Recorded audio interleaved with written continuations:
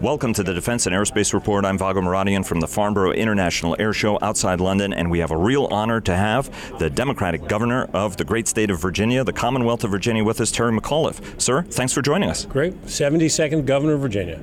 Patrick Henry, Thomas Jefferson, and now Terry McAuliffe. It's been a pretty good run. Yep. Sir, I want to ask you. There are a lot of state delegations that are here every year. Why is it so important for you as the Governor of Virginia to be here at Farnborough at one of the world's largest air shows? Yeah, and this is critical for our outreach. I mean, I think I'm about one of three governors here. I come every year. You do not have an opportunity to meet with thousands of businesses in the aerospace business, advanced manufacturing, where literally I can knock off 125 CEOs in a matter of 3 days, where if I were sitting in Richmond, Virginia, I'd have to fly. It's a perfect opportunity. I talk about building that new Virginia economy every day. Less reliant on the federal government because of sequestration, bringing new businesses in. This is where we get to do it. So we've been very successful recruiting companies. I was Rolls-Royce this morning. I just met with Boeing. I spoke to the aerospace industry. You don't get this opportunity. Orbital, I meet with existing CEOs who are already doing business in our state, but I'm also, talk about shooting fish in a barrel. Just walking down the hallways, you can cut a deal. Absolutely. It's amazing how much you get done just walking around here, especially when you become an old hand at it. Talk to us about some of the priority technology areas and businesses you want to be both exporting from Virginia but bringing into Virginia. Well, I just announced that Virginia with 3.8% unemployment. Very proud of that. It was 5.4 when I became governor, the biggest drop in 32 years. We have done it by bringing in new advanced manufacturing companies. That's why we're here to meet with all these different folks. Cybersecurity. Want Virginia to be the leader in the United States of America on cyber. Data analytics. We have more data centers than any state in America.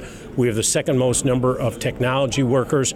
But I love manufacturing. When Virginia, in the rural parts, we lost tobacco, coal, furniture, and textile. How do you bring those jobs back? You do it with advanced manufacturing and bringing all these high-tech companies in, and the only way you can beat them is meeting with them face-to-face. I can't do this with a letter. I can't do it on a phone call. Face-to-face, saying, come to Virginia, here's what I offer you. And apply a little bit of the personal magic in order to make it happen. But don't you need a better training program? Training and education is always key. What's Virginia doing in order to be able to raise the education levels, the technical skills levels, to be competitive in a global economy? Well, great question. And I just finished up our budget process. I just had the largest surplus in Virginia history. And I took that surplus and plowed it into education. I just put $1 billion in our K-12 program. I just put $2.2 billion in the Higher Education Research and Development Fund. I used money to double the size of my R&D tax credit.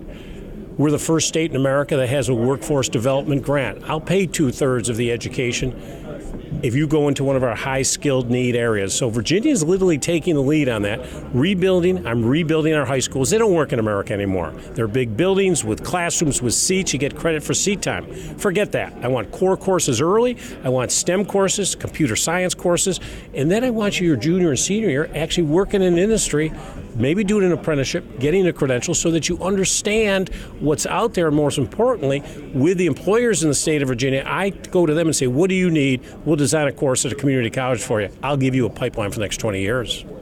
Let me ask you about Ex-Im Bank. Obviously, a very, very important capability. Bring us. How do you feel about that issue?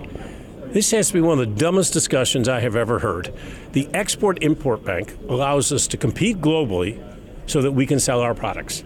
And the Export-Import Bank makes money for the United States government. So let's just stop right there. We use this to give us the credit to sell our product.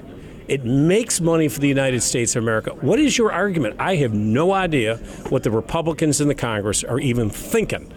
And what happens? Let me be crystal clear. We have lost billions of dollars worth of projects just by the delay that we went through. I met with Boeing today. They've lost 3 deals. I went around the table when I gave a speech to all the aerospace executives. Every single one of them lost a project. Well, let me be clear. Those projects were lost to other nations.